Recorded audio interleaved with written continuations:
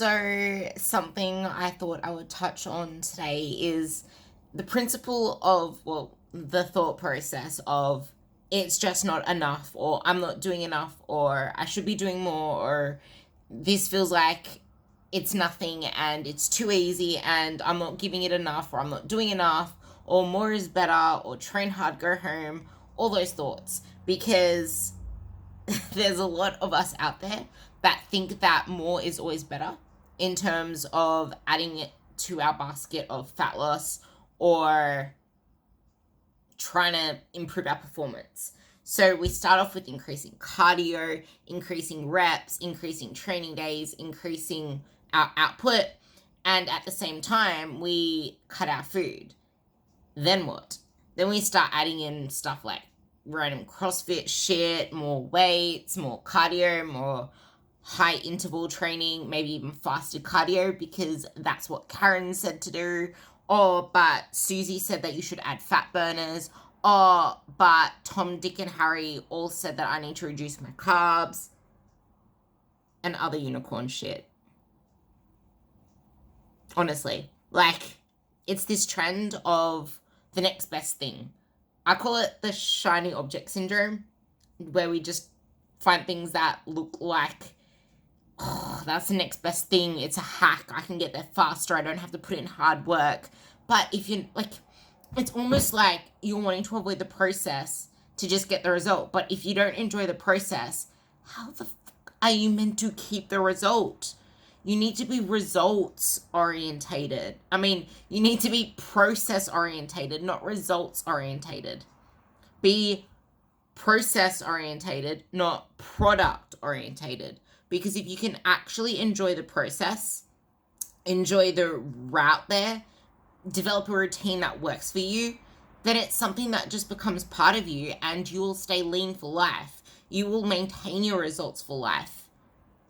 And that's what we all want, because everything works until it doesn't. Anyone can lose weight if their bodies are healthy to start with.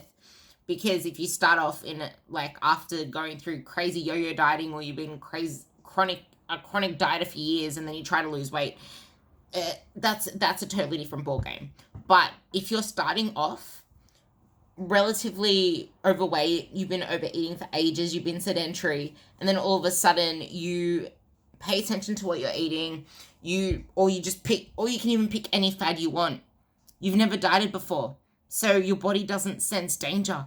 But if you've been doing it for ages, if you've been on and off the wagon, going to Mr. Unicorn or Mrs. Insta-Twat, then you're gonna find it really hard to even start seeing results at the beginning. So sometimes you need to actually take a few steps back in order to get progress. Like I say it to a lot of my girls a lot of the time, the main focus in the beginning is actually to increase their food intake, to establish a higher maintenance, and to really amp up their aerobic capacity, their aerobic fitness. Because the more aerobically fit that you are, the better it is to improve performance in the long run, to improve all your, like, when you're healthy, when your health markers are good, when all your systems are starting to turn on again because your body is able to actually use oxygen to get the mitochondria, aka the energy burning, the carb burning, fat burning cells, well, they're the masters of cells, to actually start functioning. And a lot of girls come to me without their periods. But if you can actually get all of that stuff to turn on again, your body is going to use energy a lot more efficiently, and you aren't going to be chugging your car up a steep hill. You're going to be plugging along pretty fine. So that's something to keep in mind, because you can drop your carbs, you can add in fat burners, all this unicorn shit, and just keep adding and adding more and dropping more, because it works if you're healthy. But everything works until it doesn't. And that's where the non-healthy part comes in, where you start to, where all that other stuff I said happens. So then what? What's going through your mind? You're probably lost. You're feeling like you're never going to win this. You're feeling let down. You're not going to put in your faith into another product. You're scared to trial a coach. You're scared to trial a new program. You're scared to try all these things because everything you try doesn't work, or you tried this, you tried that, and you got back to something. And then I get the people that say, oh, I tried this and it worked, I lost weight. I'm like, okay, cool, so why are you back to where you are now?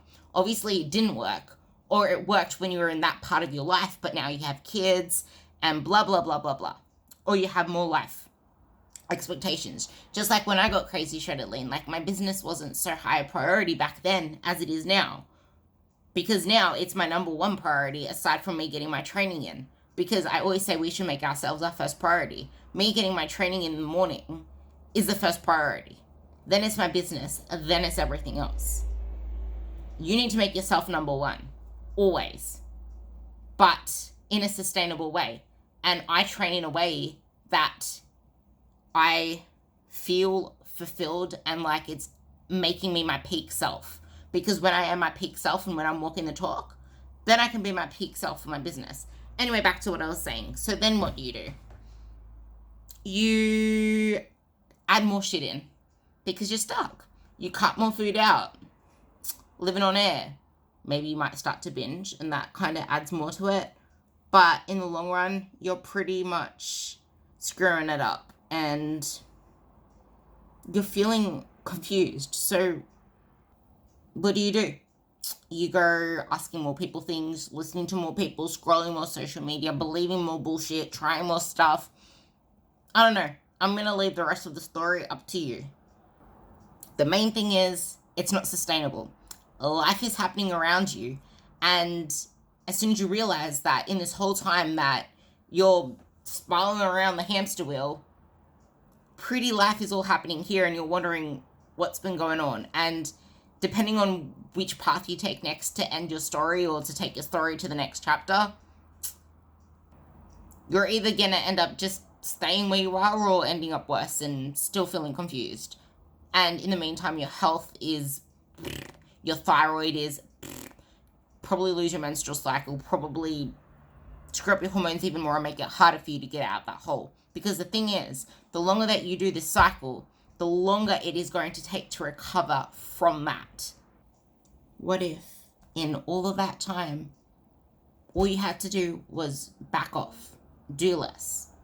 But we find it so hard to tell ourselves that we need to do less. We find it so hard. Like whenever I put my girls onto a diet break or back off their training volume or take away a whole day of their training to make them train like 3 or 4 times a week versus 5 or 6, they freaking hell out. And it's like, no, you need this. Because if we keep adding, where the hell are we going to go next? You need periods of deload. You need cyclical deloads in both your training and your diet. Both when you're building up and when you're dieting down. Because, yes, you need to train hard, but you need to recover harder. That is the main message to remember. You need to eat to perform. You need to eat more because then you'll train better, you'll train harder, and you'll recover better. And when you're recovering and training better and doing everything to optimize your body as it is instead of depleting it, you're going to transform your body with a lot less effort. And you won't be chugging your car uphill. This is why I like saying, eat to fuel performance, eat to get stronger, eat to get fitter. The answer to increased performance, increased weight loss, better body, looking good naked, all that stuff, isn't always more. It really isn't. This more that you guys are all doing is making you nutrient deficient. It's downregulating your thyroid. It's smashing up your stress hormones. It's freaking downregulating your thyroid. It's your systems will start shutting down. You'll lose your, I already mentioned, you'll lose your menstrual cycle. Like, your body is going into survival mode. And that means that adaptations are going to happen to get your body back into a homeostasis that's going to have it to survive. Because your body wants to survive.